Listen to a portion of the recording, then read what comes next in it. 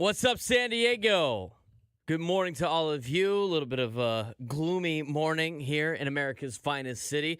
Not necessarily gloomy in terms of the Padres after yesterday's victory. Padres needed to get one win against Atlanta and really feel good about themselves going into the All-Star break. They did that. Now it's time to go after and get a couple more against Atlanta and have to go against the big-time Chris Sale today for the Padres. I'm Braden Surprenant. This is the Braden Surprenant Show. Thanks again for tuning in to the broadcast. We are live streaming on YouTube and Twitch, as well as Facebook and my Instagram account. Apparently, they changed the rules on X. You have to be a premium member to stream on X now, so no more video streaming on X, apparently. But we are here. We are live. We are local. We're talking some Padres baseball with you. Got a lot to break down today on the show. We're going to talk Padres baseball, of course. We're going to talk about the first half, for Major League Baseball in general, kind of give you a little preview of the All-Star break. I don't know how much I'm going to dive into the draft today. The draft does take place later on this afternoon.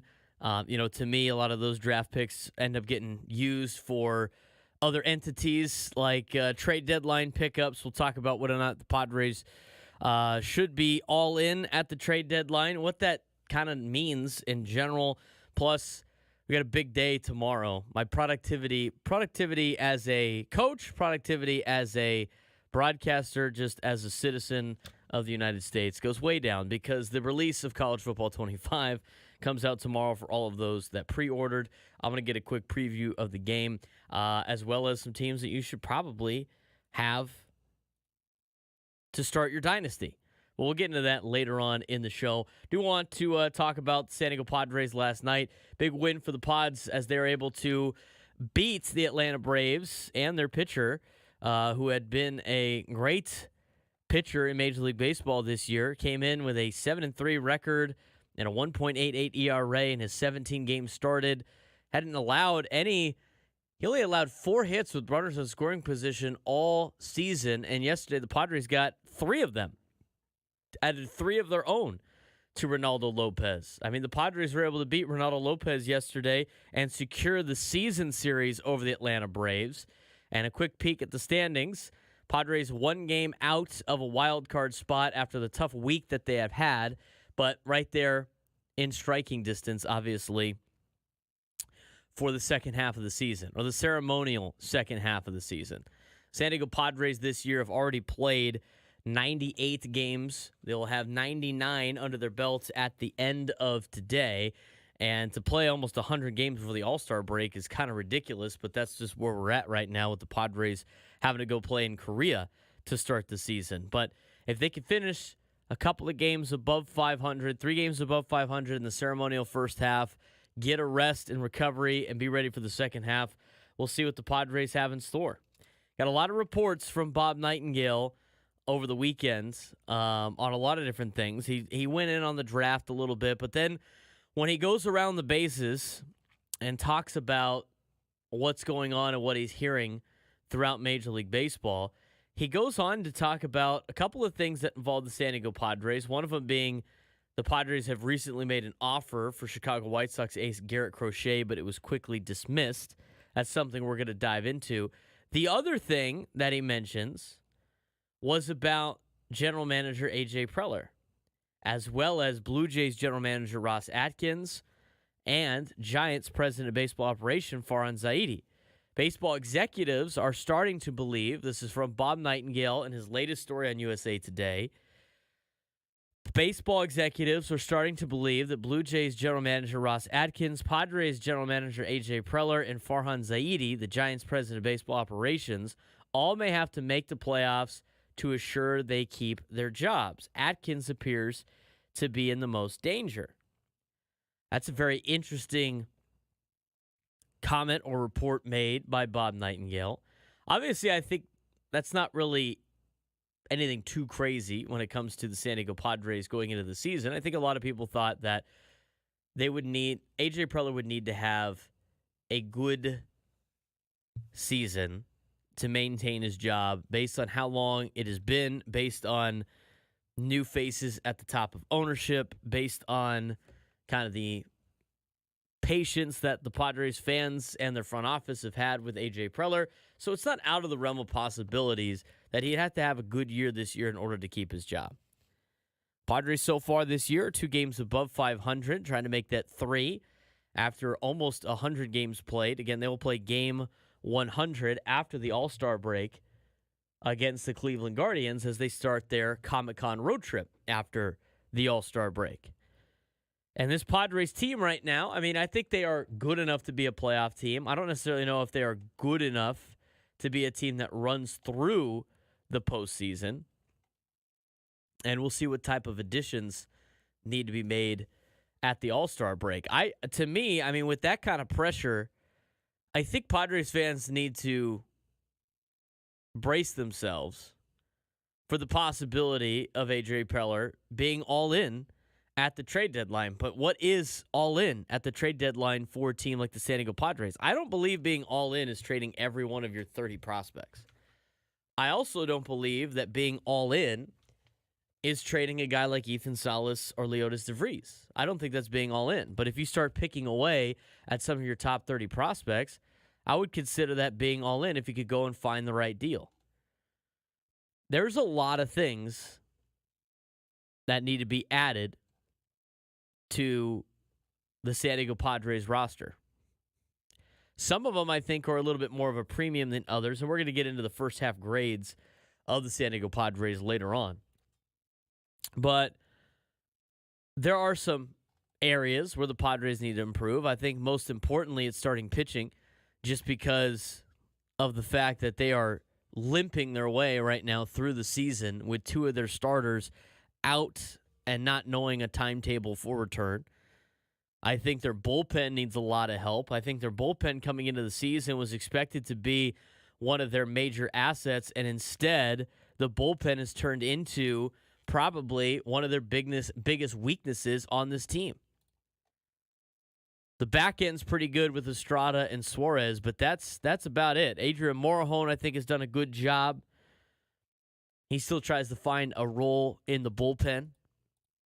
But you look at what the Padres have in terms of their roster construction, they got a lot of holes. And we talked about it during this kind of week of sadness, if you will, but this week of disappointing play after winning 12 of 14, all of the problems that the Padres have had came back to the surface. With the bullpen not being able to hang on to the lead, with the starting pitching being on their last leg, with their offense at times where the bottom half of the order and some of the weak spots continue to be a problem. I think the addition of Xander Bogaerts back in the lineup is great. I think that's going to hopefully pay dividends. Padres are going to have to lean a lot on Xander Bogaerts in terms of their offense. I think getting Fernando Tatis Jr. back is a major thing. And who knows when that's going to be the case, but it sounds like he has gotten good news as of late. And picking up a guy like him is like making another addition at the trade deadline. I think from a catching perspective, you have a couple of holes there too, but that's a position that you don't necessarily, that's not a position you can actively upgrade in Major League Baseball. It's very hard to do. And I think that's why it's so important and so imperative to make it through this trade deadline and probably the next couple of trade deadlines with keeping Ethan Salas. And Ethan Salas yesterday played in the Futures game, which was cool to see for the young up-and-coming player for the San Diego Padres. It's under 20 years old and a future of not only the Padres, but of Major League Baseball. He's done a good job being in the San Diego Padres organization. I mean, he has been thrown to the wolves by playing incredibly up when it comes to where he's supposed to be at, especially at his age. But he is a unicorn. And there's not a lot of unicorns out there to acquire if you're a Major League Baseball team. Catchers are kind of like quarterbacks.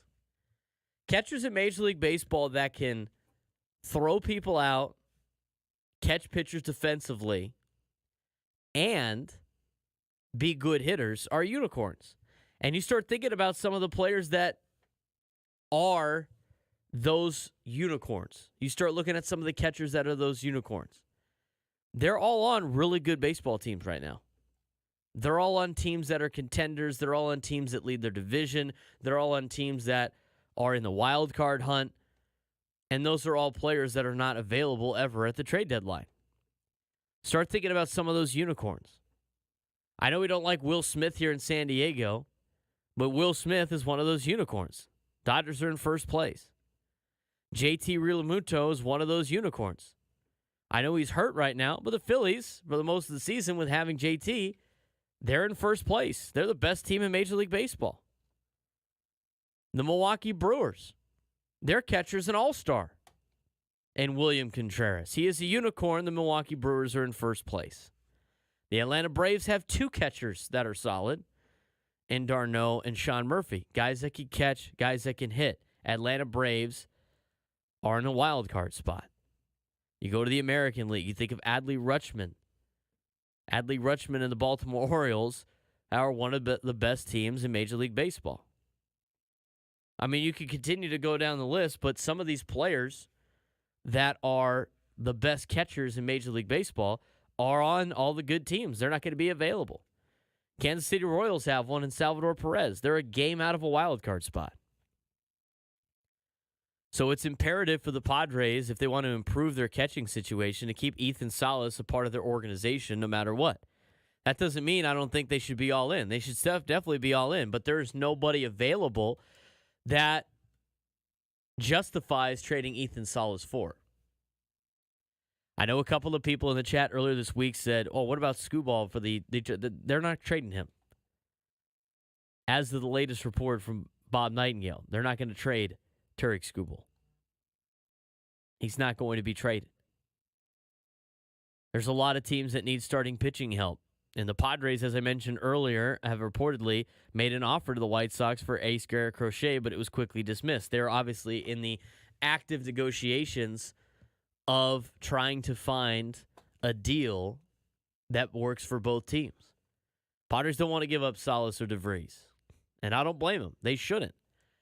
And the White Sox think Garrett Crochet is their main asset to revamp their roster, but they got a lot of other players on that roster that they could trade for, that they could trade away as well if they really want to go all in for the rebuild. I think you have to look at every team and where they currently sit with their roster to determine if they're a buyer or a seller and understand how much leverage that those teams have. The Chicago White Sox aren't going to be able to compete for a long period of time. I mean, it's going to be a couple of years. Garrett Crochet is under contract, I think, for the end of this year through, I think, 2 more years after that, if I'm not mistaken. I'm going to pull it up right now. Garrett Crochet is under contract until 2027. So if you are the Chicago White Sox, you have to think about that when you're looking at trades. I mean, you could sit there and ask for the world. You could sit there and pretend that Garrett Crochet is Max Scherzer in his prime. You could sit there and pretend that he's part of this deal that could get you a haul that Juan Soto got the Washington Nationals. I mean, you could think that all you want, but at the end of the day, if teams aren't willing to pay for that and they're not willing to give you the prospect capital because they're not that desperate, because they don't think that Garrett Crochet is going to be the person that puts them over the top, then all of a sudden the leverage is going to flip to the buyers because they know that the White Sox have to sell Garrett Crochet. They know keeping him is not part of their cards. They know keeping him does not help them in the future because he doesn't fit the window. By the time Garrett Crochet becomes a free agent in 2027, he'll be 28 years old, and he will cost more money than the Chicago White Sox are willing to spend. So as much as this price tag is super high, there's not a lot of teams that are one player away from winning a World Series, with the exception of maybe Philadelphia. I don't think a lot of these teams are going to just spend accordingly to just get one prize. I mean, look at the Dodgers, right? Everybody wants to talk about the Dodgers. If you just add Garrett Crochet to the Dodgers, that doesn't make them that much better. Look how many guys they have hurt. I mean, their starting rotation that's hurt might be one of the best starting rotations in baseball history that's ever been on an IL together. I mean, they have Kershaw's out, and Bobby Miller's out, and Dustin May's out for the year now, and Tony Gonsolin and Walker Buehler. I mean, they got nothing left. And who knows when those players are coming back or if they're going to be successful when they do come back. But that's a team that needs starting pitching. Join the club of a lot of teams that need starting pitching with the San Diego Padres. The White Sox will try to get as much out of Crochet as possible, but there's not a lot of teams out there that just need Garrett Crochet. They need more. They need more place pieces, and despite the market being a seller's market, I think it's going to be hard pressed to convince one team to go all in on one player and not have the ability to upgrade in other spots. Start looking through the wild cards. Start looking through the division standings. I mean, Milwaukee is leading their division. They have been struggling as of late. And they're a team that's not just one piece away. The Dodgers are not a team that's one piece away. Atlanta, St. Louis, New York, Arizona, San Diego, all of those teams within a couple of games of each other in the wild card. None of those teams are one player away from being over the top. You can look at the Guardians, you can look at the Orioles, the Mariners in the American League, the Yankees. They all need a couple of pieces. They could all use a couple of pieces. They're not all sitting there willing to go after the same one big prospect or one big trade piece. It's going to be an interesting trade deadline, and some executives thinks it might be as boring as ever because a lot of teams aren't going to pull the trigger on some of these deals on these asking prices that the sellers currently have. But I think that's going to come down. We'll have more on that in just a little bit. I'm Braden Surprenant. Thanks again for tuning in to the Braden Surprenant Show, live and local each and every Sunday morning. If you haven't done it already, follow me on social media. You can follow me on X. You can follow me on Instagram. Follow me on TikTok at B_SURP. You can also follow me on YouTube as well at B_SURP. Subscribe to our YouTube page. That's where you can find us more times than not. Of course, on the 97.3 The Fan page. Give us a like if you haven't done so already. Want to get to your phone calls today as well. How would you evaluate the first half of the Padres season? That's the question of the day. What kind of letter grade are you giving the Padres? 833-288-0973, 833-288-0973. When we come back, we'll break down how everybody did really in the first half with one game to go before the ceremonial second half and the All-Star break. I'm Braden Surprenant. This is the Braden Surprenant Show, live and local each and every Sunday morning on San Diego's #1 sports station, 97.3 The Fan.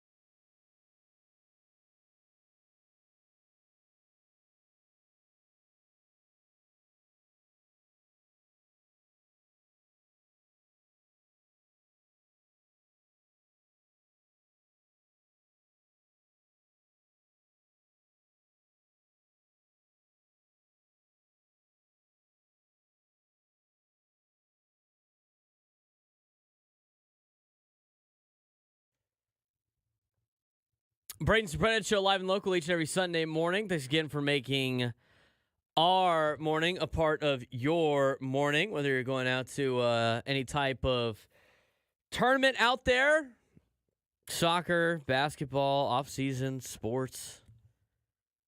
You know, when I was in high school, my bio teacher, which also the defensive coordinator at Cathedral, John Montali, said there's only two sports.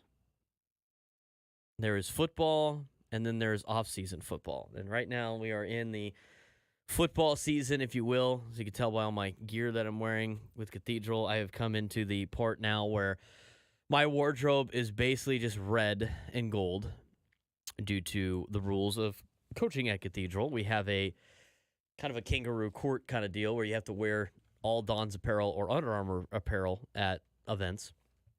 And so now with all the time that I have spent and will spend at Cathedral Catholic High School and other events, I'll be wearing mostly this as my wardrobe throughout the next couple of months, aside from when I'm at USD, and then I would get to wear the blue, the navy blue, and the Torero blue. If you haven't done it already, thanks again for all of you watching on YouTube. Give us a like on the YouTube page, and be sure to continue your comments. It helps with the algorithm, helps with putting our show out there, since Twitter has now eliminated us from being able to stream online unless you subscribe or pay for premium, which I'm not going to do.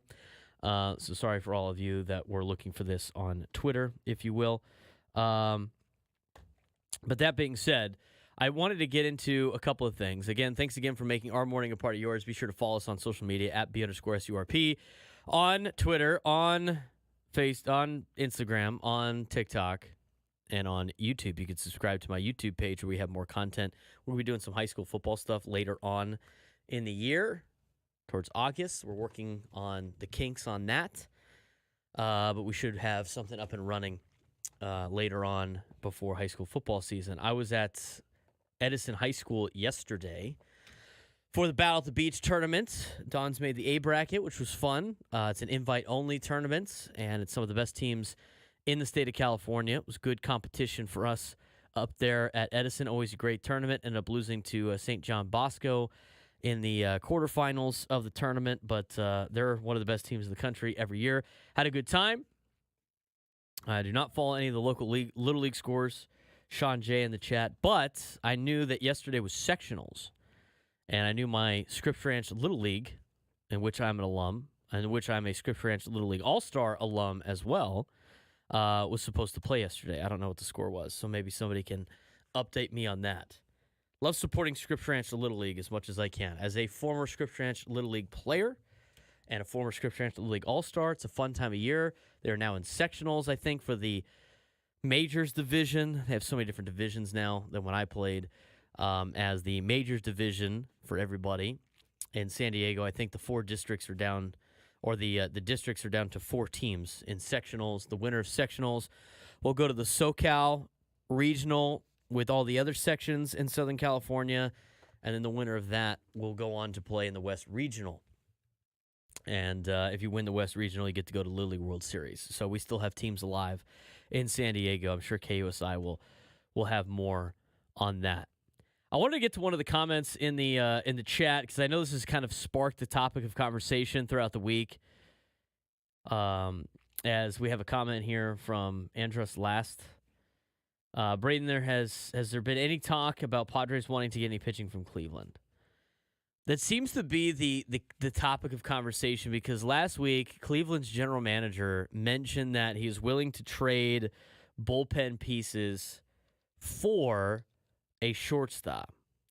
And so naturally, as we often do as fans, we sit there and we go, well, we have a shortstop. We have an abundance of shortstops, and we have one that's going to be a free agent at the end of the year. Maybe we can sell Ha-Seong Kim to the Cleveland Guardians for some bullpen help. It's not a bad idea when you think about it from that perspective. But it's a rental piece for Cleveland. And if you look at their roster, and again, you need bullpen help, right? Bullpen help. You know who else needs bullpen help? That would be the Cleveland Guardians, because they're in a playoff spot.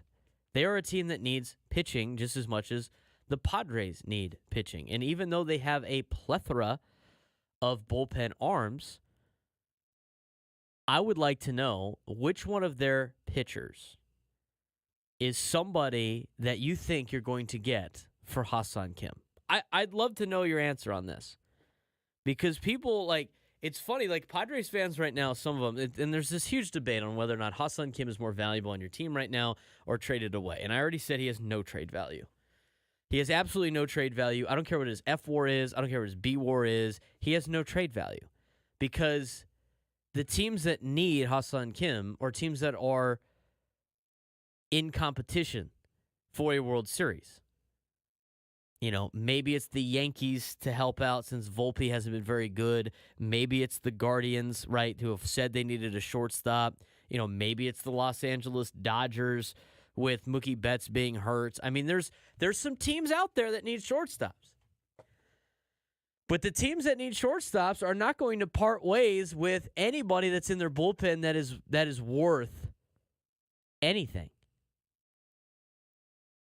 Look at the bullpen. I'm going to tell you right now, the guy that they would probably think about sending you their way for Ha-Seong Kim was on the Padres at the beginning of the season. His name is Pedro Avila.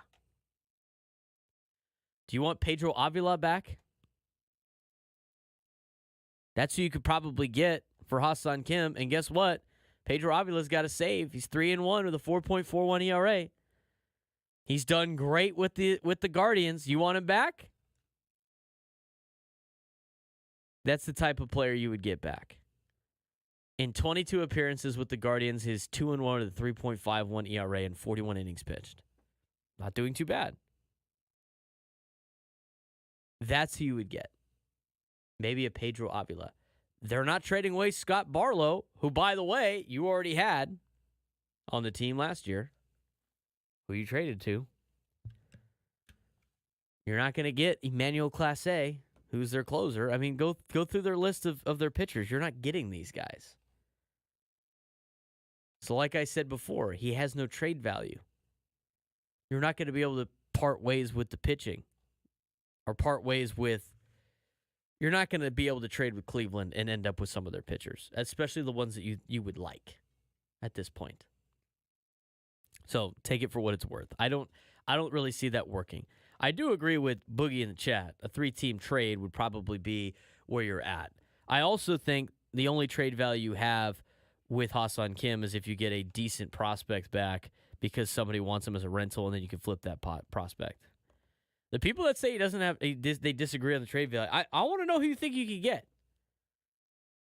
There's no value, and it has nothing to do with Ha-Seong Kim. He's a rental shortstop that hits 220. He is a utility player. He is a defensive replacement. But the value of Ha-Seong Kim for the Guardians is not something that you're going to get a good pitcher in return. You're going to get some guy like, an Enel De Los Santos on the Padres. I mean, that's the relief help that they're talking about. That's the relief depth they're talking about. They're not talking about one of their better players. I mean, you could go through the stats of the Guardians bullpen and try to find me somebody that you think would be worth them trading away for Ha-Seong Kim. And there isn't a lot of options for them. The bullpen, yeah, exactly. The Dodgers need bullpen help too. There's a lot of teams that need bullpen help. The Padres need pitching, and more pitching, and that's what everybody else in Major League Baseball needs. And as much as and here's the thing with Ha-Seong Kim and the people that want to trade Ha-Seong Kim, the people who want to trade Ha-Seong Kim want him off the team because they don't think he can help the team, and so they're thinking that. So you can't say that he's not good enough to help the Padres, but then he's got this great trade value. It's not possible. You got to reevaluate who you trade with. I think the Guardians, out of all the teams that you could trade Ha-Seong Kim to, I think the Guardians would be the team. But to me, Ha-Seong Kim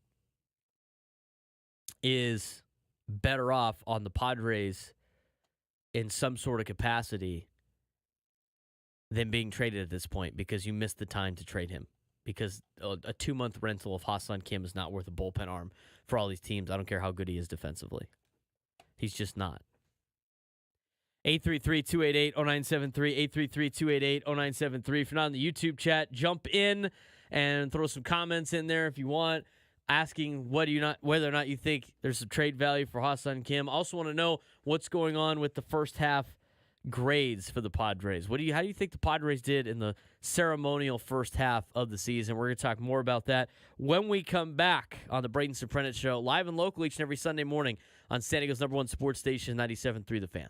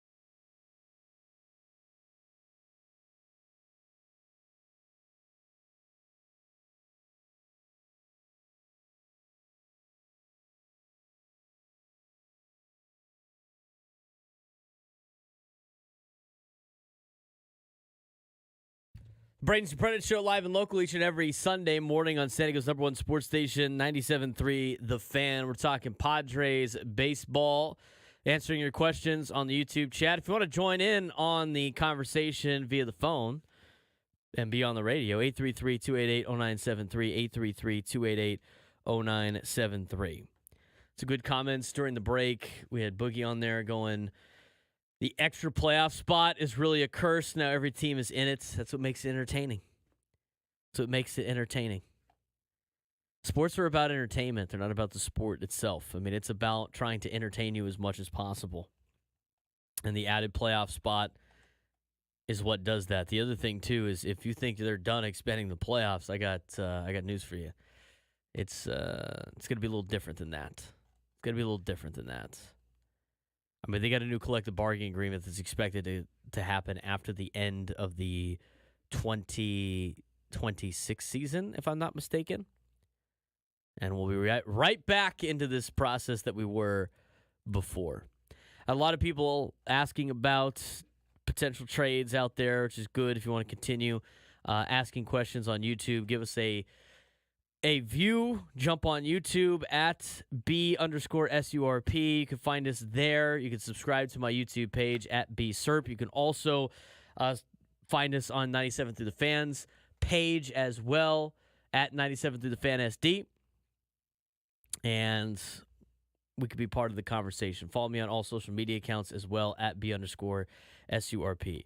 I wanted to talk about, some of the first half grades that usually comes around this time of the year. Kind of very traditional radio bit in sports radio. How did everybody do in the first half? I could go through the Major League Baseball teams here in just a second. We'll talk about some of the grades that have been handed out ahead of the San Diego Padres. Padres not the best in class, but not the worst in class either. Philadelphia Phillies got an A. Not surprised. I'd give them an A. They've been the best team in baseball all season. They've been red hot all season, and I think it's going to take a lot for them to cool off. And I think they don't have a lot of holes on that roster. I mean, the only thing that's going to slow them down is the crapshoot that is the playoffs, because you never know what's going to happen in the postseason of Major League Baseball. It's what Sarah said. You have to play like 700 and something games or whatever it is. A best of 170 game. I don't know, whatever he said. It was something ridiculous. In order to find the one real true champion of Major League Baseball. Phillies got an A. Orioles got an A. Not surprised. Guardians got an A. I mean, Guardians have just been above and beyond better than expected with their players and their small payroll. I mean, if you look at the Guardians roster, it's really remarkable how they're able to do what they do. But they've spent under $100 million this year on payroll. Under $100 million this year on payroll. I mean, the Padres are giving $100 million to like 3 players. The Guardians continue to win with a small budget. Their highest paid player is Jose Ramirez, as he should be. He is the best player on that team. And then nobody else makes more than $12 million. I mean, Shane Bieber makes $13 million. Everybody else is making less. Scott Barlow, 6.7. Josh Naylor, 6.5.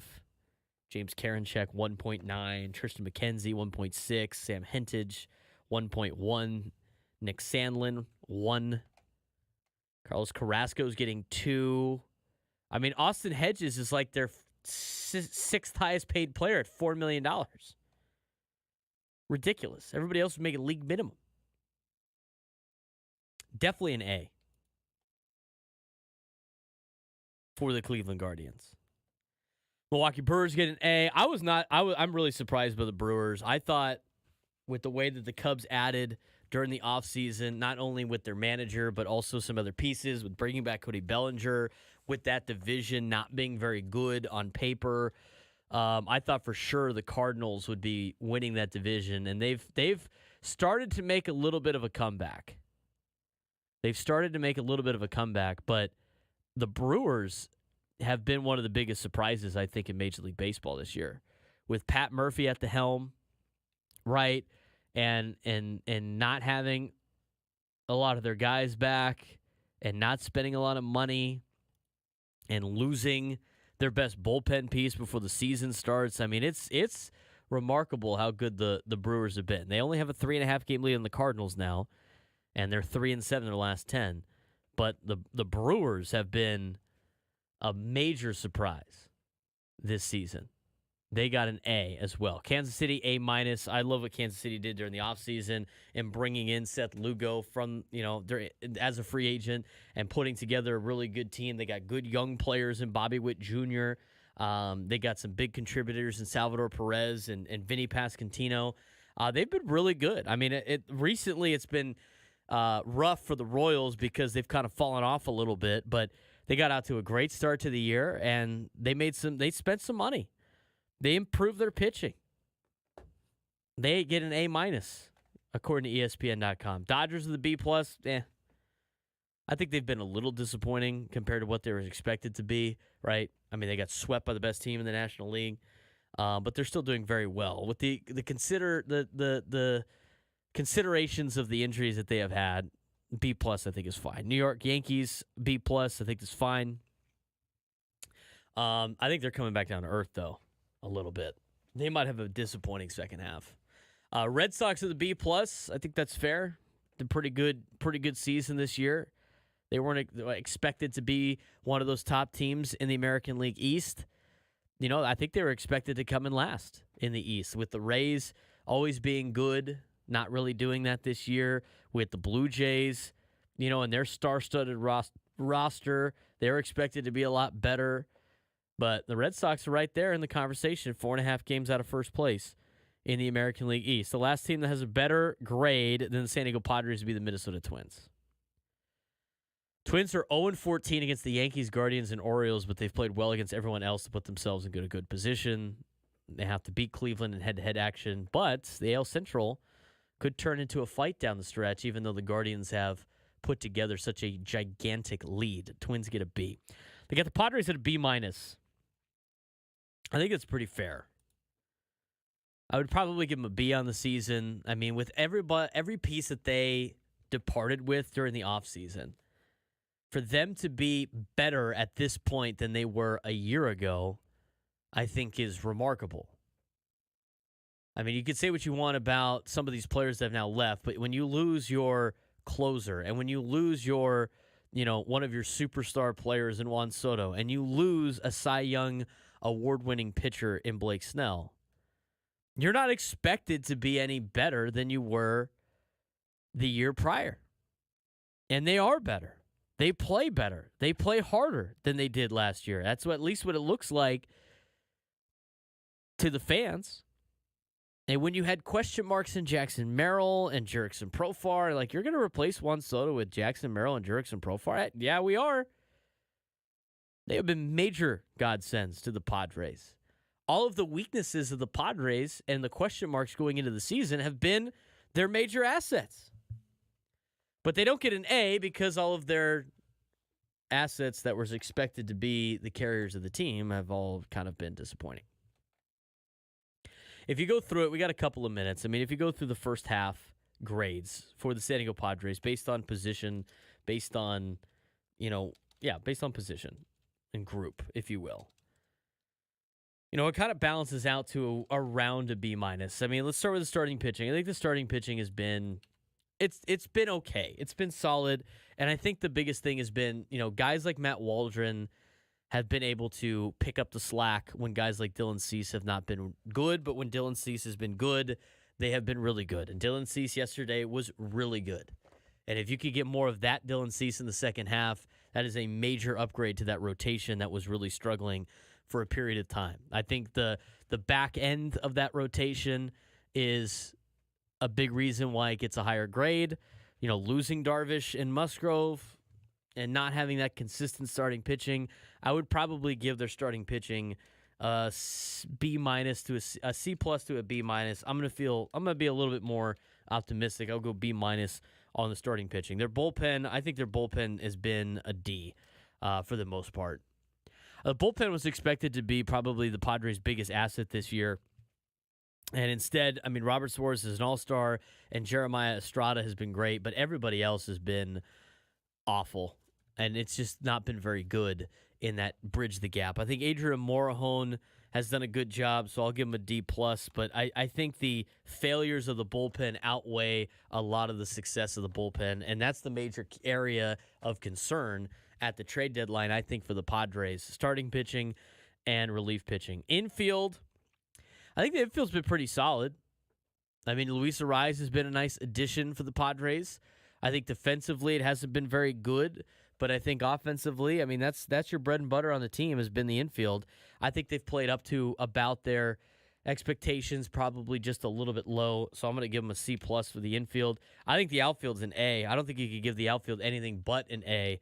If you want to be super unrealistic and go A plus, I think you could go A plus. I'm not handing out any grades higher than an A. Outfield's an A. I mean, what Jackson Merrill's been able to do, what Jerickson Profar's been able to do, what Fernando Tatis Jr. has been able to do before he got injured. I mean, you have all three of your outfielders, your usual starting outfielders, are all-stars. And two of them are starting, or at least got picked to start. And the other one probably is pretty close to deserving to start if people knew who he was outside of Southern California. A for the outfield. Catching's kind of tough because I think the catching has been kind of up and down.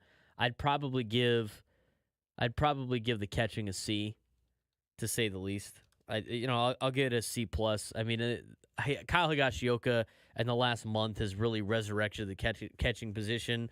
Luis Campusano at the beginning of the year looked pretty decent, but since then has not been very good. I'd probably give them a C plus. So overall, I mean, starting pitching a B minus, relief pitching a D plus, infield a C plus, outfield an A, catching a C plus. Overall, I don't know if that even gives you a B minus grade point average, but I think the Padres' first half is a B minus. I think there's a lot of areas to improve on if you're the Padres. I think there's a lot of holes that the Padres need to fill. I don't think all the holes are going to be filled. And when we come back, I'm going to get you caught up on everything circling on the rumor mill when it comes to trades around the base pass with Bob Nightingale, because he reported a lot of stuff yesterday that is intriguing to me for the San Diego Padres. And one of them being, is A.J. Preller's job on the line if they don't make the playoffs? That's interesting to me. I mean, I think at the beginning of the season that was part of the conversation. I think it's easy to say if you don't make the playoffs in the National League, you're probably going to be under 500. I don't think there's a scenario right now with the way the National League is playing that, you win 90 games and you don't make the playoffs. I don't think it's going to take a lot of wins to make the playoffs in the National League. I think it's going to be around 80-something games. I don't think this year is the year, but eventually in Major League Baseball with the expanded playoff and being able to play everybody in Major League Baseball, I would not be surprised if you get a playoff team at 80-82 or 79-83 in the future. I don't think that's this year, but that could be something coming up in the Padres, not the Padres future, but in the National League wildcard future. So we thought going into the season it was going to be A.J. Preller's going to need a good year if he wants to keep his job. I mean, I think it's got to be make the playoffs. And Bob Nightingale put that in his around the base paths. It said, and quote directly from the article, baseball executives are starting to believe that Blue Jays general manager Ross Atkins, Padres general manager A.J. Preller, and Farhan Zaidi, Giants president of baseball operations, all may have to make the playoffs to assure they keep their jobs. Atkins appears to be in the most danger. We're going to talk about that when we come back. I'll get you some other news and notes there, including a former Padre that is available at the deadline whose current team is willing to pay his entire salary to go away. Plus, what did the Padres offer, and why was it quickly denied? We'll talk about that when we come back. Braden Surprenant Show, live and local, each and every Sunday morning on San Diego's #1 sports station, 97.3 The Fan.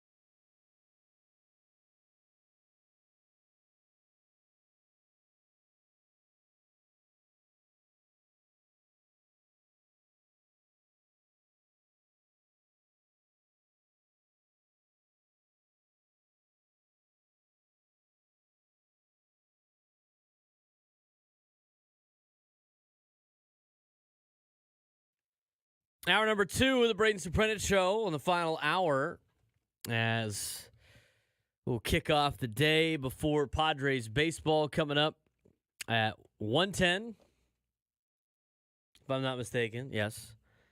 1:10 p.m. Pacific time. Pregame show, Eco Water SoCal Padres pregame show with Sam Levitt will be on at 12:10 p.m. Pacific time as we get you ready for Padres and Braves final game of the first half of the season, ceremonial first half of the season. Padres already blew past the first half of the season game-wise, playing game number 98 today. Correction, 99. Playing game number 99 today against the Atlanta Braves. Padres have won the season series against Atlanta. As things sit right now, the Padres are 50-48 on the year, which puts them one game behind New York Mets in the NL wildcard standings, tied with the Arizona Diamondbacks, a game and a half behind the Cardinals in the second spot, and now 4 games behind Atlanta for the top wildcard spot in the wildcard standings. The unfortunate thing for the San Diego Padres is the Padres decided to have a clunker of a week the same week that the Dodgers had a clunker of a week. Dodgers have won 3 of their last 10 games. They've lost 7 of 10 in their last 10. They lost again yesterday on an absolute embarrassing loss to the Tigers on a big comeback. They got swept by Philadelphia. And if the Padres just win a couple of games there, they're probably like 4 games back out of a division spot. Instead, they're still at 7. Now tied with the Arizona Diamondbacks, who have just gotten a new spark of life over the last couple of weeks after taking 2 out of 3 from LA, taking 2 out of 3 from San Diego, doing the same thing against Atlanta. I think they split the 4-game series against the Braves and have now won 4 in a row. So now the Padres are tied with Arizona in the standings and have a 3-game lead on the Giants in the standings. Terrible time to have their 5-game losing streak for a second time during a Dodger slump, as Boogie points out in the chat. Thanks again for making our morning a part of yours. I'm Braden Surprenant. Be sure to give us a like on YouTube. Give us a subscribe on YouTube as well, either at 97 through the fan, or you can subscribe on my YouTube page as well at B_SURP. Answering your questions in the chat. Also take your phone calls, 833-288-0973, 833-288-0973. Padres baseball later on today at 1:10. Eco Water SoCal Padres pregame show will get underway at 12:10 with Sam Levitt. Got a lot to report on when it comes to the trade deadline. Most notably, what Bob Nightingale has put into his USA Today article over the weekend. He spent a lot of time on the draft. I don't want to spend too much time on the draft. I saw one comment in the chat. I think it's from Boogie. Bigger question, will Preller draft in their shortstop? He might. Who cares? I mean, the draft doesn't do it for me. You know, Major League Baseball tries very hard. They try very hard to make themselves like the National Football League. And they're like 10 years behind the NFL, if not more, on most of the decisions they decide to make. Whether it be the draft combine, whether it be the draft, whether it be, you know, the way they do the All-Star game. I mean, there's so many things that Major League Baseball has copied from the National Football League that it doesn't fit the National Football League. It just doesn't. And there's things that work in the NFL that will never work in Major League Baseball, yet here we are trying to hype up the draft. I mean, they moved the draft to the All-Star break, which I don't necessarily know if that's a bad idea. Again, everything is about marketing and entertainment. You know, traditional people in baseball hate it. You know, college baseball coaches hate it because they don't know if they're going to get guys back or not, and everybody's kind of waiting around to see if their players are going to get drafted. Scouts don't like it. I mean, it sounds like it's not necessarily conducive for Major League Baseball. I mean, before they were doing the draft in the middle of the College World Series, which was kind of ridiculous. But they moved the draft, and now they try to make it like this big spectacle. Like, we're going to see these players within the next 5 or 6 years. And actually, to be honest with you, it's moved up. I mean, they continue to move players up the ladder very quickly now. But, I don't – the draft doesn't do anything for me in Major League Baseball. The draft doesn't really do anything for me in any sport besides the NFL. So today's draft, I mean, who do you think the Padres are going to get? I don't know. I don't care. Maybe it's a shortstop. If you draft a shortstop, you say they're drafting an athlete. You draft pitchers all you want. But it doesn't mean, one, they're going to pan out. It doesn't mean they're going to ever play for the Padres. It's the same thing as like recruiting, right? Like for me, like college recruiting is as a fan, who cares? And people don't want to say that because they don't want to like have guys like not choose their team because the fans don't care because you got to kiss a bunch of 18-year-olds' asses. But the reality is, I mean, I look at the recruiting rankings for 2025, and I'm involved with the recruiting because I'm a high school football coach, so I kind of understand what's going on. Like the front page of 24/7 Sports was recruiting buzz for the 2024 Edison Battle at the Beach 7-on-7 Invitational, which we played in yesterday.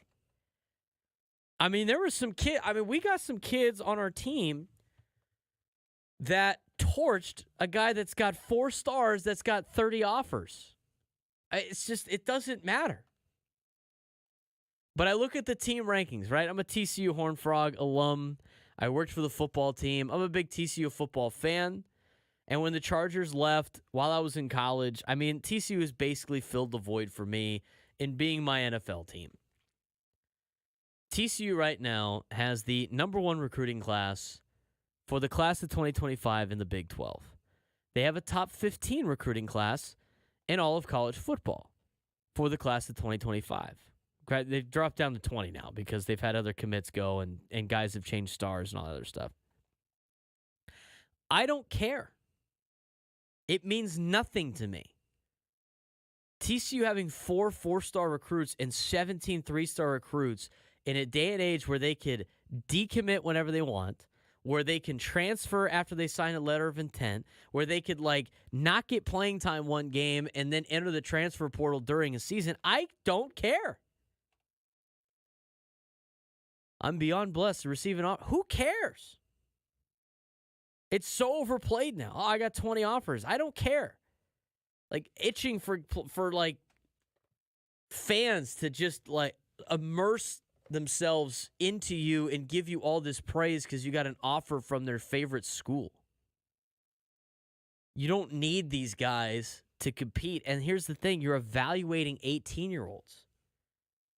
We've talked with 24/7 Sports recruiting people all the time. I think Greg Biggins is the guy that does arguably some of the best work in Southern California. We've had him on the shows before. I've talked to him personally. But he says when it comes to recruiting stars, it's what they think. Again, what the people at 24/7 Sports thinks. That individual kid who is not fully developed yet, who is between the ages of 15 or really 14 to 18, what they think that player is going to be in the National Football League. It means nothing. They're children. You don't know when they're going to develop, and everybody develops at different times.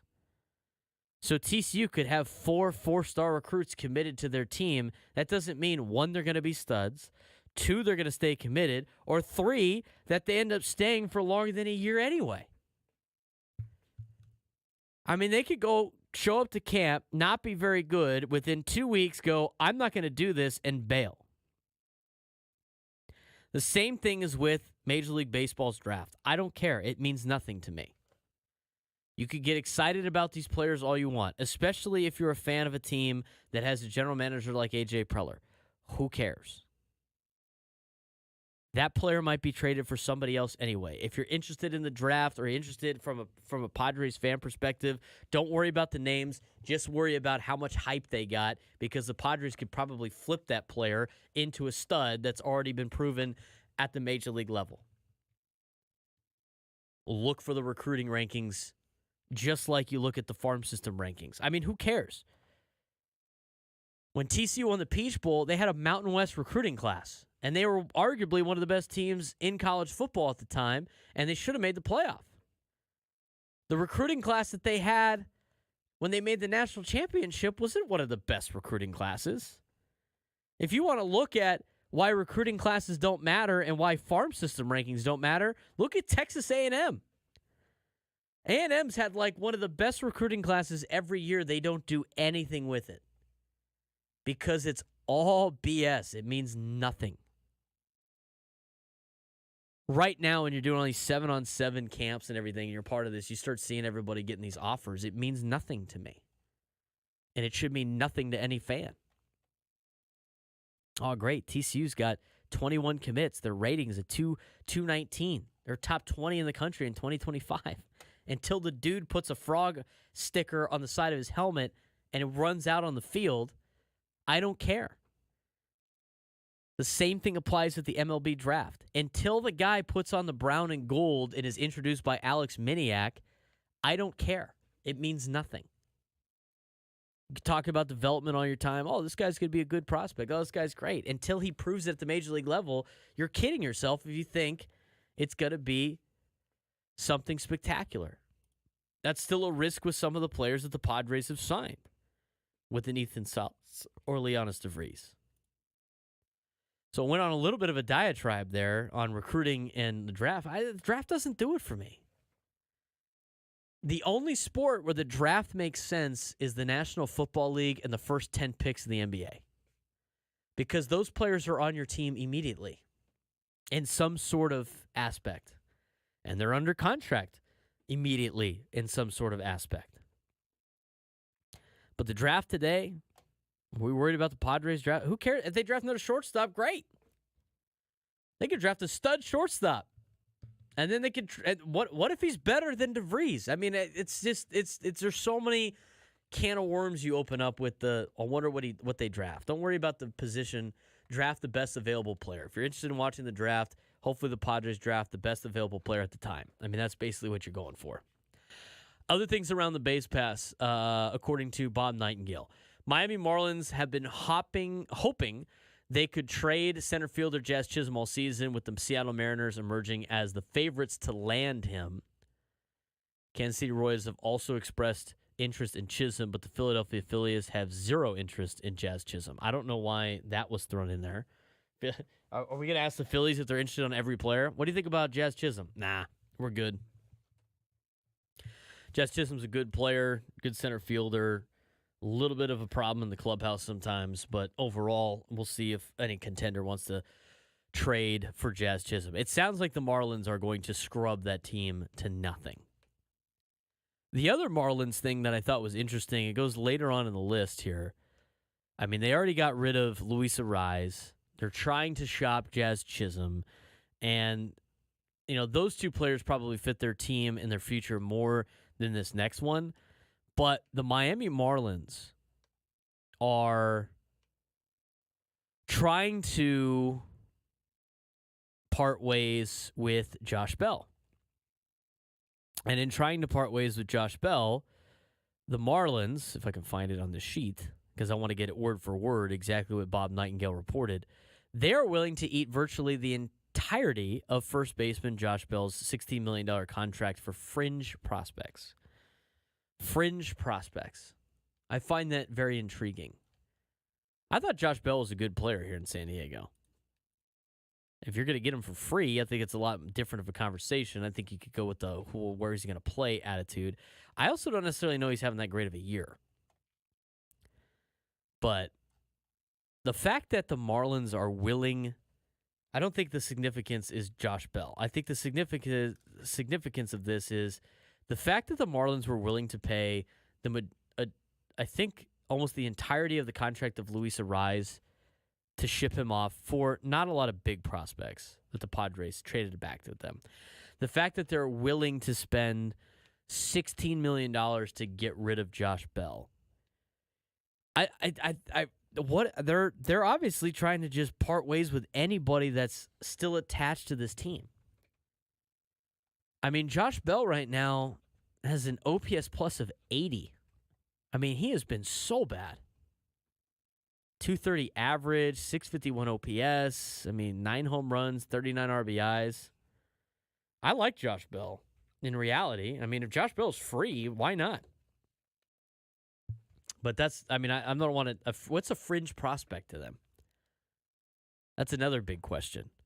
But they're open for business. I mean, anything that's not tied down to the ship, the Marlins are parting ways with, based on what I'm reading from Bob Nightingale.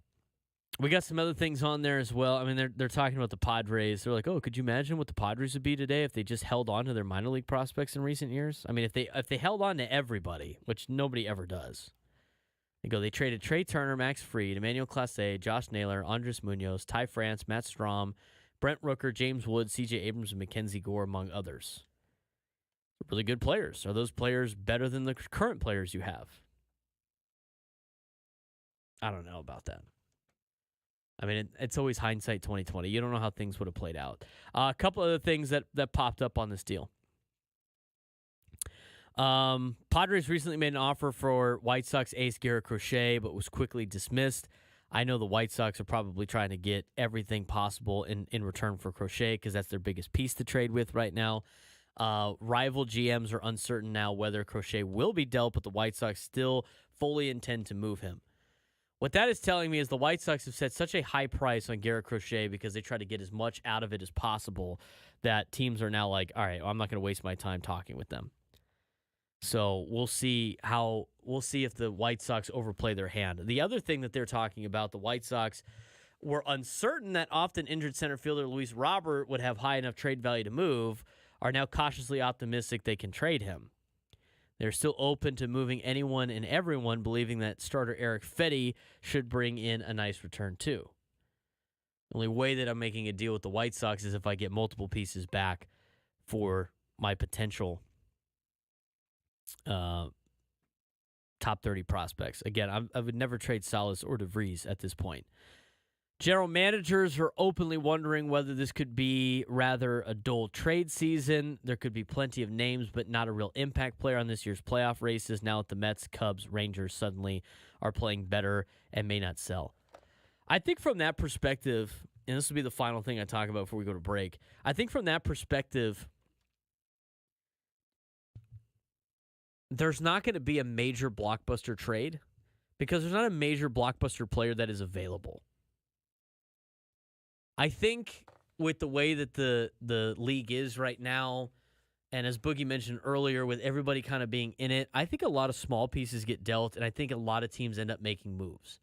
This could be one of those deals where I don't want to say it's going to be like the NBA trade deadline, as fast-paced and insane that is, but I feel like it could have the workings of an NBA-type trade deadline where just a bunch of names are flying off the board and teams are changing rosters quickly. You know, you're not going to get the big Juan Soto deal that kind of headlines all the other deals throughout Major League Baseball. You're not going to get that, big pitching deal at the deadline. But you're going to get some of these small pieces out there. The White Sox want to trade almost everything on their roster, everybody on their roster. I mean, they're not going to send all those players in one deal. They have Crochet, they have Robert, they have Fetty, they have Tommy Pham that they can all part ways with. They have additional pieces in their bullpen. They have Kopech they can trade. They got Andrew Vaughn they can trade. I mean, they have all of these players that are under the age of 30 that they could send elsewhere and just go full rebuild mode. Paul DeYoung has had a good year this year for the White Sox. They could get rid of him.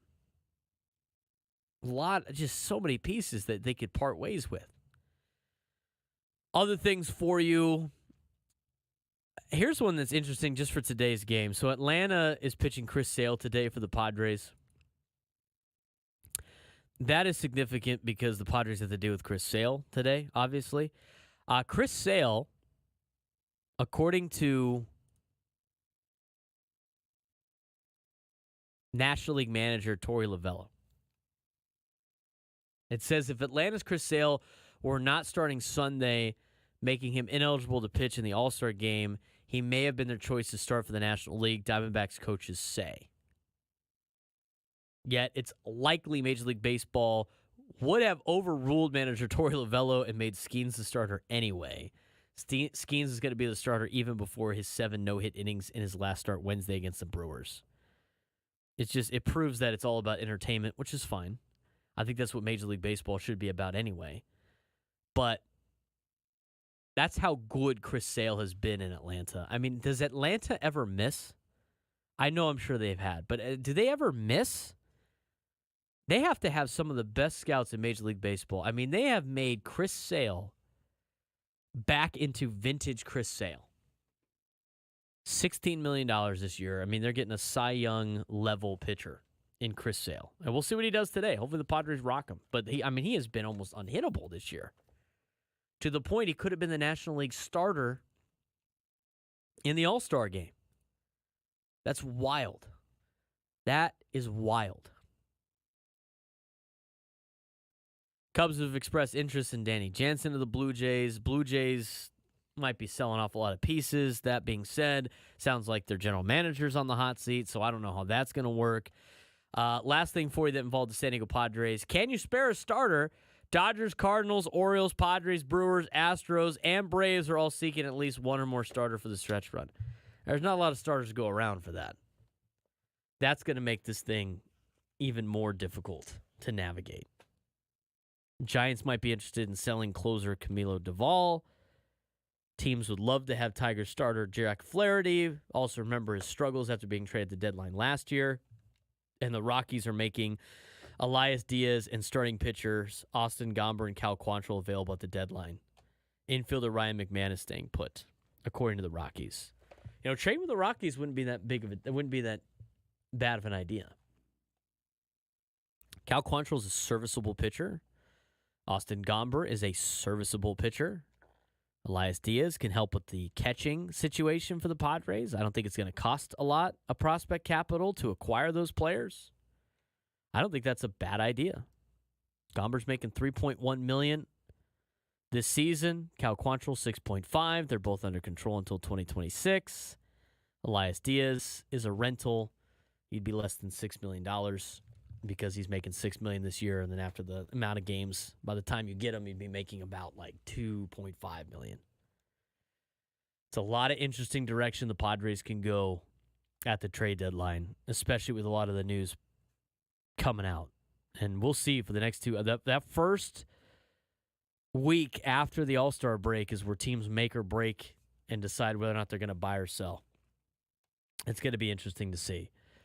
We got our first look at what Snapdragon Stadium is going to look like in the new College Football 25 game that gets released tomorrow if you pre-ordered. We're going to show that to you and talk about that. When we come back, I'm Braden Surprenant. Braden Surprenant Show live and local each and every Sunday morning on San Diego's #1 sports station, 97.3 The Fan.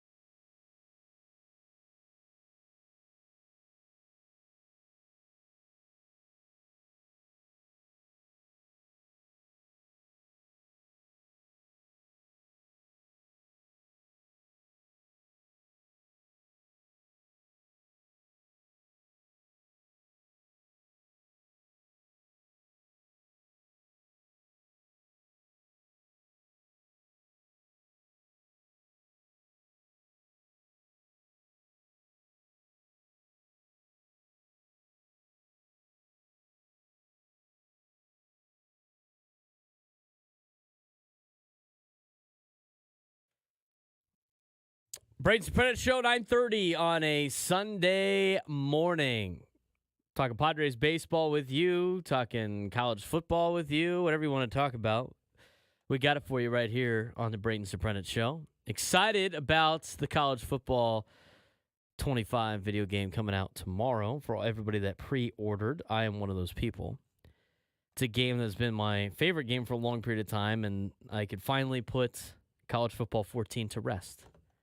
Things been battling for me the last couple of years, but it's good to have college football back on this video game, and before you know it, college football in general will be back. I do want to present, and I'm going to talk about a couple things that, some dynasties I'm going to start, things I like to do on the game for all of those that are interested in that. We did get to see on social media the first look at Snapdragon Stadium on YouTube with San Diego State. It's kind of cool. And here's a little clip from the game that they released that San Diego State put out. A beautiful rendition of the Aztec Stadium. Obviously, it's a little buffered on my thing, and everybody watching on YouTube can watch the vibes of Snapdragon Stadium. This game I took like a couple of years to make, and they asked all the schools to put in all their traditions and everything, and the renderings of the stadium and what their field looks like and all this other stuff. So it's a nice little cool look of San Diego State playing against Fresno State on the new video game. I think it's going to be a fun deal. A lot of the players opted into doing this, so they're going to get paid for it. They all get a copy of the game as well. But pretty fun stuff. I'm looking forward to being able to start downloading that tomorrow.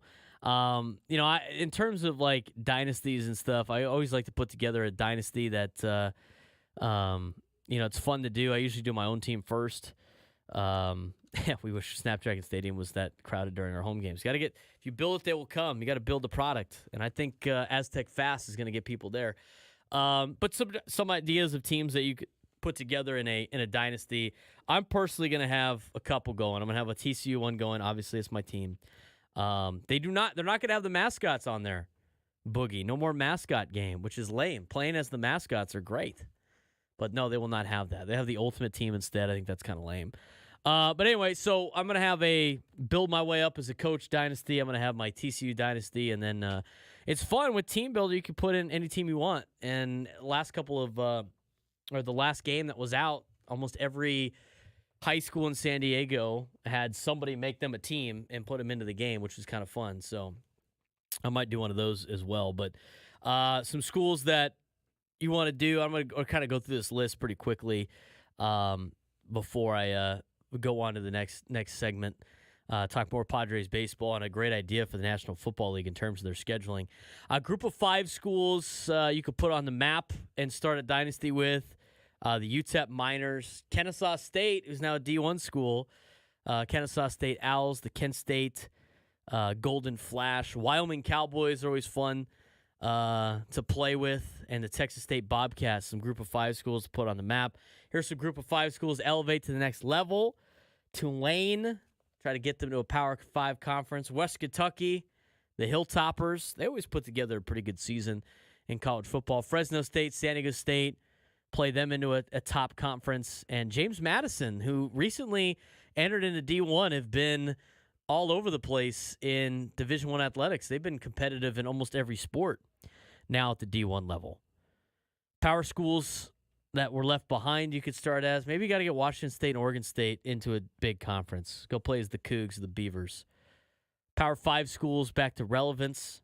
You can play as Miami, get it back to the 90s. BYU, Nebraska, USC, Arkansas. Power 5 schools close to the playoffs. North Carolina, Arizona, Iowa, Tennessee, Penn State. Or if you just want to be, play as a favorite. Some underrated favorites, Florida State, Utah, and Penn State. Sports games are fun. The detail they put in this game is ridiculous. In Dynasty mode, I mean, you're sliding into recruits' DMs on a video game. That is the most absurd thing I've ever seen.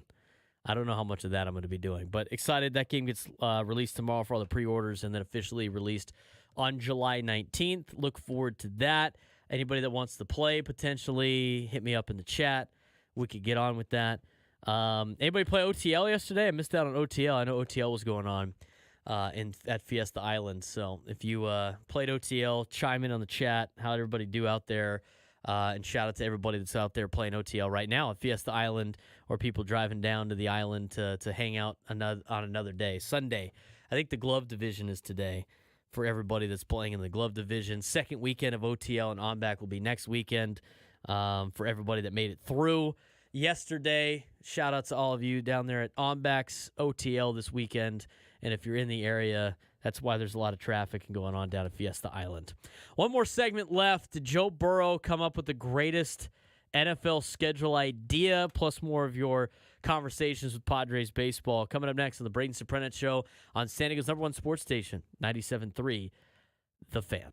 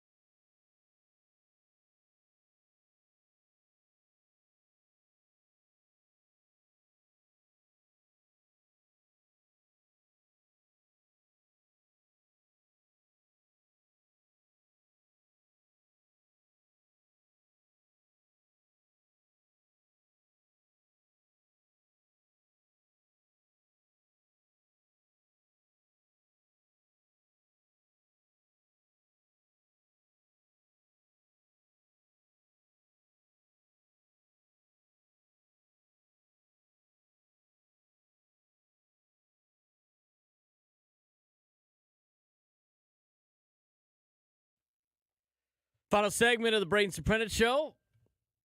Live and local each and every Sunday morning, talking Padres baseball with you, talking a lot of things on the sports world.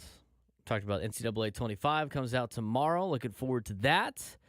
Already got it scheduled to download to my account, and we'll see what that game's all about. I'll be playing that all week this week. Last week of camp for high school football, which is great.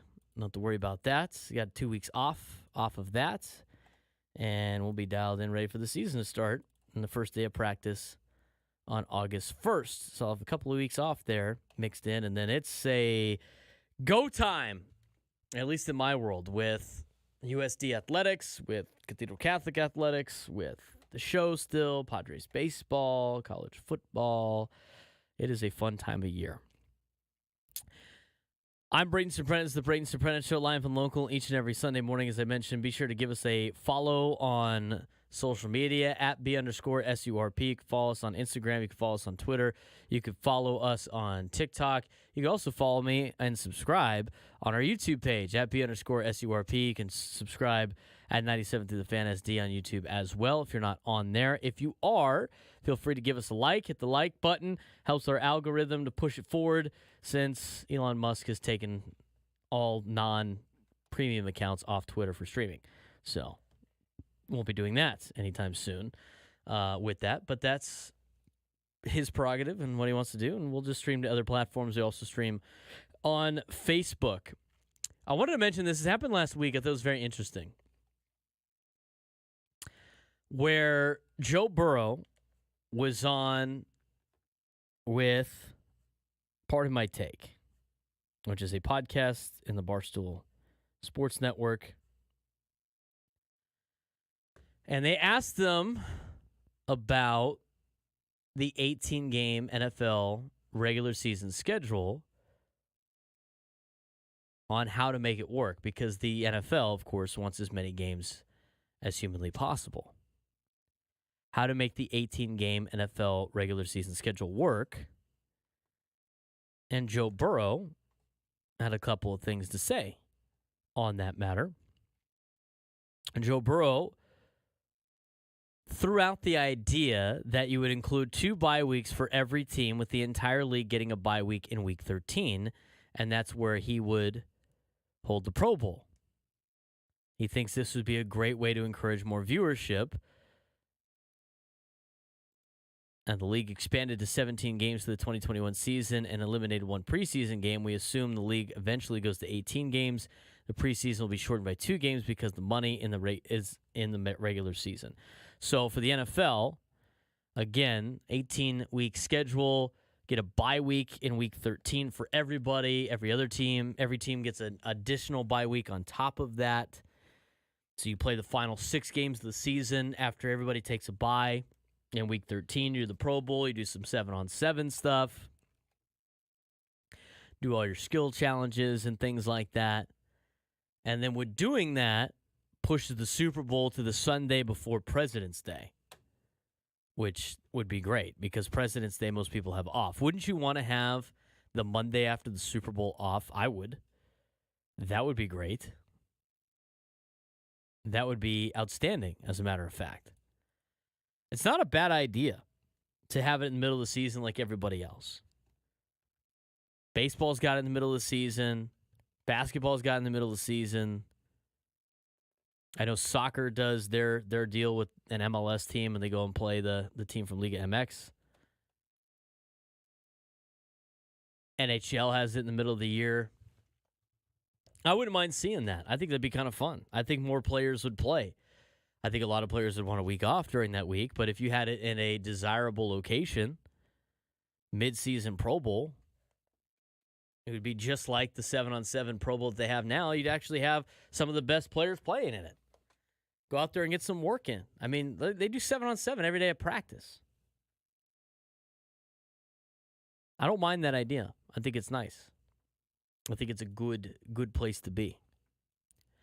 During the break, I stumbled across this online. And I think it's very interesting when it comes to the trades for the San Diego Padres as we kind of reshift gears into Padres baseball. So Fangraphs have updated their top 31 prospects for the San Diego Padres. They do 31. They rank them in order. They're a little bit different than what MLB.com has. Again, this is according to a lot of their F-WAR and their predictions of where they think the players will be and the grade that they would be in the future, and where they're at in their rankings of the top 31. It's already major different because on MLB.com's top 30 prospect list, and everybody's got their own different prospect lists for individuals, whether it be Fangraphs, whether it be Baseball America, whether it be MLB.com. I mean, there's so many different prospect lists. So the top prospects for the Padres, according to MLB.com, is Ethan Salas 1, Robbie Snelling 2, Dylan Lesko 3, DeVries 4, and Adam Mazur 5. As for the Fangraphs, still relatively the same players, just in a different order, although they still have Jackson Merrill as a part of the deal. He's the number one prospect, according to Fangraphs. The one that's interesting to me that really made me pay attention to this is because I knew Homer Bush Jr. was a prospect in the top 10 for the Padres. He's ranked, according to MLB.com, as the 8th best prospect in the Padres system. As for Fangraphs, they rank him as the 23rd best prospect in the Padres system. And with their rating system, they have their estimated time of arrival, which is 2027 for Homer Bush Jr., according to Fangraphs. MLB.com's got 2026. I thought it was also interesting that Leodalis DeVries' estimated time of arrival to the big leagues listed at 2030 for Fangraphs, where MLB.com's got it at 2028. Obviously, there's different ways to evaluate players. But I think this plays into the fact of every organization evaluates players differently, and every organization views what they have in terms of assets differently and are more willing to part ways with certain assets than others. I know from people in the organization that when the Padres decided to trade C.J. Abrams, they did so because they believed Jackson Merrill was going to be better. And so far, Jackson Merrill has been everything that they've hoped him to be as a now center fielder and an all-star in Major League Baseball. I look at some of this list as well, and I start thinking about the trade deadline. And I talked about what it would be for being all in. And I don't think you need to be trading Salas and DeVries as being all in. Salas is the number 2 prospect behind Merrill, so you can consider it number 1, and DeVries is number 3, with Salas being 2.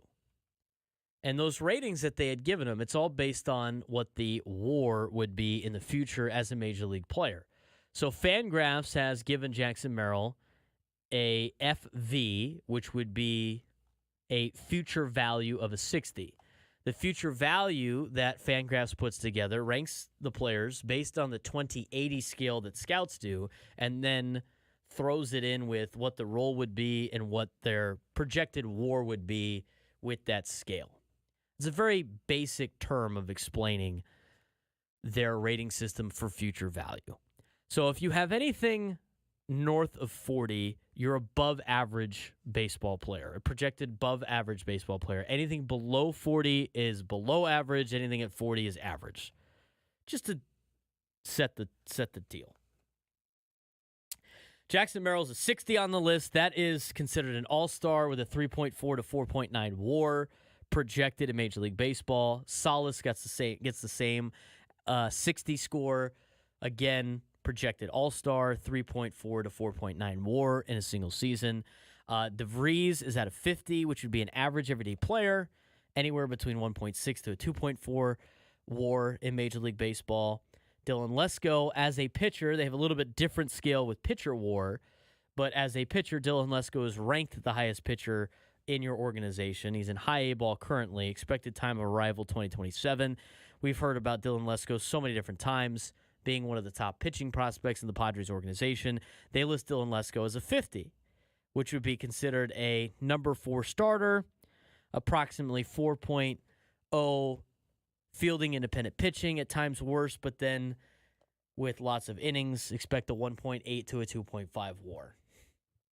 So you're sitting there looking at some of these prospects that are in your organization that would be potentially dealt at the trade deadline.